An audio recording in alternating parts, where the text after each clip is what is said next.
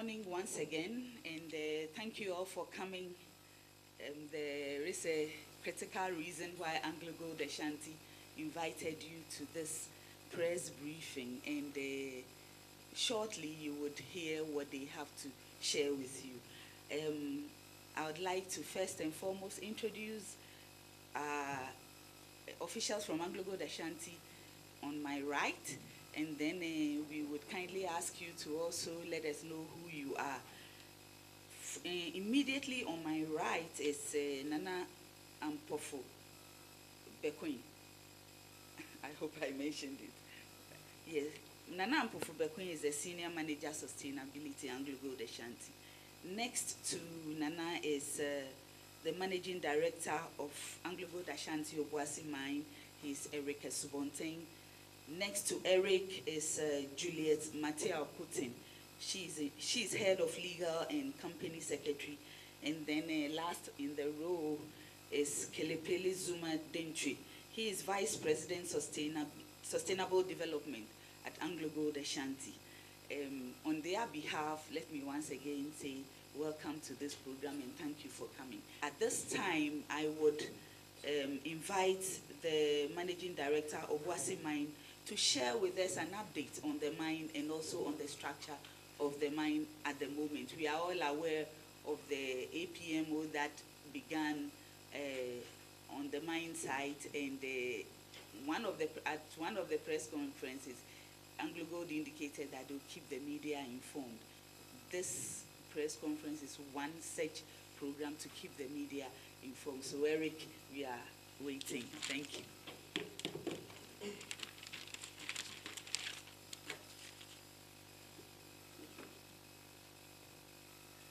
Thank you, Gillian. And good morning to the press, ladies and gentlemen of the press. Good morning once again to my colleagues that are with me today from Anglo Gold Ashanti. The press briefing today is to provide an update on the rapidly deteriorating situation at Obuasi Gold Mine, and also to renew our calls for urgent restoration of law and order on the Obuasi Mine. Anglo Gold Ashanti has grave and mounting concern over the situation at the Obuasi Gold Mine, where illegal miners have been looting large quantities of high-grade gold-bearing material for more than 2 months. In the process, they are causing significant damage to critical infrastructure which serves both the mine and the surrounding communities. Since the security forces were withdrawn at the beginning of February, incursions by several hundred illegal miners onto the site have continued unabated. At each step in this unfortunate process, we have kept all authorities informed of developments, including of the damage being caused to the mine, the Obuasi community, and the long-term prospects for this important resource. Our confidence has been shaken by the failure to protect our rights as significant long-term investors in Ghana. Our hopes were temporarily raised when we learned that His Excellency the President had directed the return of the highly regarded Ghana Army to the Obuasi Mine. However, law and order is yet to be restored at Obuasi. In fact, on 26 March, we understand the military received an instruction to pull back to guard only certain limited parts of the infrastructure and not to restore law and order by clearing the site of illegal mining activities. To this day, the illegal miners continue to operate with impunity on the richest parts of the ore body. We are at a loss to understand how a clear directive has been ignored. This has had the effect of compromising the safety and security of the mine's resources and workforce, as well as the viability of the Obuasi Mine, the rights of foreign investors in Ghana, and the benefits flowing to the community from it. We fear serious and lasting consequences if the situation is allowed to continue. For example, Electrical installations that support water treatment plants have been vandalized by the illegal miners. This has affected AGA Ghana's ability to treat water, and with the onset of the rains, there is a real possibility that this essential work will be compromised. The presence of illegal miners is making it impossible for us to manage the situation accordingly. AngloGold Ashanti's primary aim, subject to, amongst other things, the outcome of the ongoing feasibility study, remains to turn the Obuasi mine into a long-life modern mining operation that will attract foreign investment and provide high-quality direct and indirect employment, taxes, and foreign exchange revenue to the people of Ghana. However, the continued presence of illegal miners on the Obuasi mine continues to jeopardize this potential. Our concerns are increasingly being shared by civil society groups in the region, who, despite explicit threats to their own safety, have begun actively protesting against the illegal miners' destruction of the opportunity that the mine presents for the people of Ghana. It is crucial that the government of Ghana works with AngloGold Ashanti to resolve threats to the viability of Obuasi and its contribution to the Ghanaian economy. Thank you. At this point, Eric is saying that law and order must be restored in Obuasi. It is of grave concern to AngloGold Ashanti. Ladies and gentlemen, we've just heard the Managing Director, Obuasi Mine, AngloGold Ashanti Ghana Limited. Of course, in such programs, we certainly, I'm sure you would have a few questions to ask. Before then, we assure you his written statement will be made, copies of it will be made available to the media. And if you need to read a bit more about it, you can go on to www.futureofobuasi.com. If you have other things, you can also contact us at Stratcom Africa. We'll be glad to arrange and then have your critical issues responded to. Like I said, law and order must be restored. That's what Eric is saying. Now, we go on to this very critical part where we hear your questions and then respond to them. Ladies and gentlemen of the media, we'll crave your indulgence to first and foremost just introduce yourself, and then let's take a question at a time from each person. We are trying to work this within 20 minutes, and so we'll take the first 3 questions. Kindly introduce yourself and let's hear, and then after the first 3 questions, Eric would respond. So if there are questions, can we hear them? Since the disruptions at the mine began sometime this year, which led to the sudden death of your public affairs manager, John Owusu, you have been calling on government to restore order at the mine by ensuring that security personnel are sent there. I'm not sure it has been done. Now you are making another call on government to send security personnel there to protect the mine. How sure are we that this time around they'll listen to your call? He's asking how sure are we that this time around the call will be responded to. Can we take the next question? Can we take it this? I want to ask, why is it that AngloGold Ashanti do not enjoy security protection?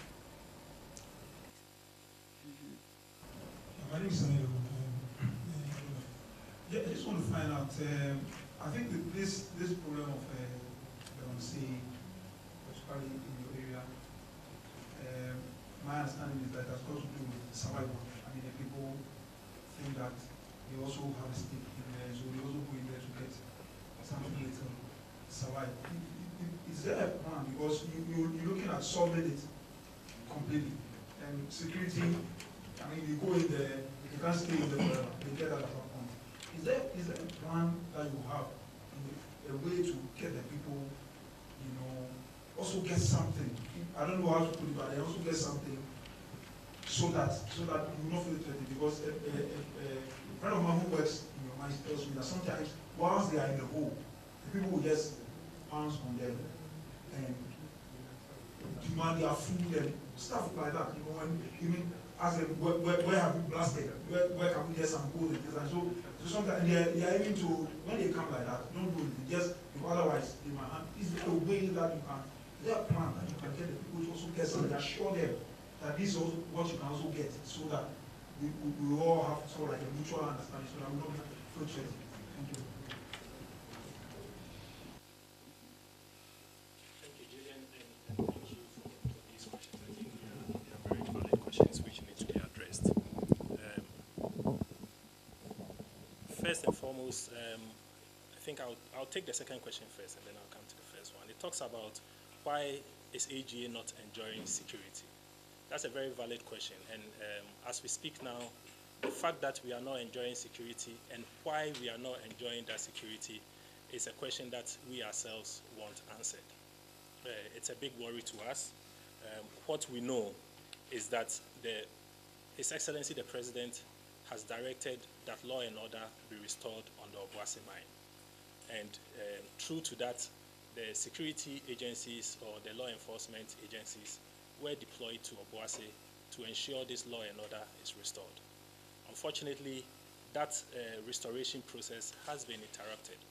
And as we speak now, the law enforcement agencies or the security agencies on site are positioned based on an order they have received at shaft entrances. The shaft entrances are not where the illegal miners are. All the areas that we've had illegal mining problems are still occupied by the illegal miners. And so, in essence, the law and order hasn't been restored in the places that we see that we have the most exposure. If I go on to the third question, and that's about the concern raised that the illegal miners are trying to survive, and what can AGA do to ensure that they are able to survive and to make a living. Our view is that the presence of AGA is a significant contributor to the economy of Ghana, both at the local level and at the national level. With AGA operating, we know that AGA is certainly the biggest employer in Obuasi.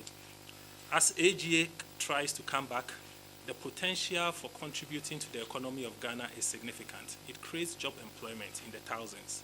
Now, for each mining job that is created in a mining company, research has demonstrated that 17 other jobs are created indirectly. This is based on a research done by the International Council for Mining and Metals. And that research was based in Ghana. So by just bringing the mine back on its feet alone helps significantly in terms of employment to get people the job to do. Having said that, you would be aware that of the big concession that AGA or Anglo Gold Ashanti Obuasi had, we have relinquished 60% of that concession back to the government through the Minerals Commission.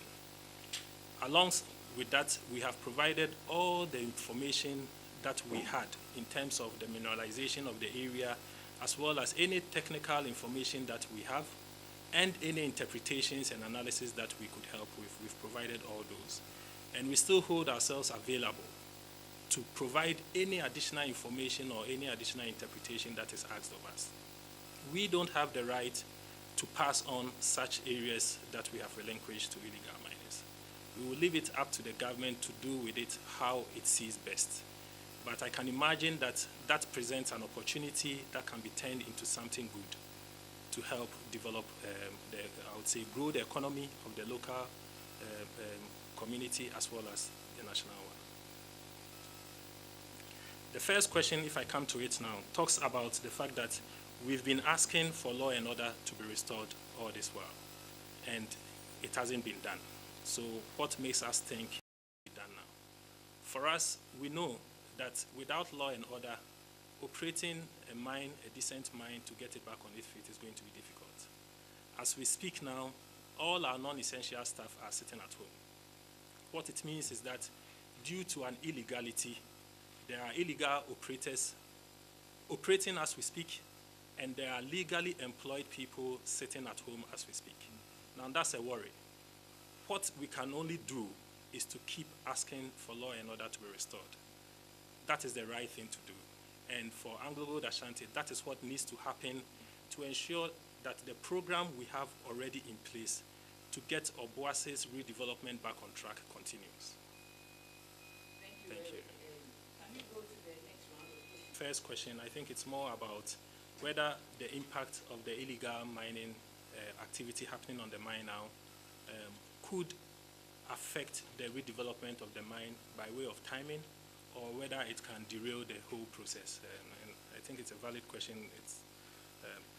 The point is, where we are now, all the efforts we had been working on all this while to get the Obuasi's redevelopment back on track has been slowed down significantly. Like I mentioned, as we speak, non-essential employees of Obuasi are sitting at home. So our work program has been significantly disrupted. When this illegal mining activity is over, hopefully we get over it, we would be in a position to reassess the damage that the illegal miners have caused. We know certainly they've broken our fence and come within our operational area. They've used explosives. We know they've used explosives and they continue to use explosives. We know that they've gone into our underground working areas. For our own safety and security, we can't go to those places to even assess the damage that the illegal miners have caused. So once we get over this phase,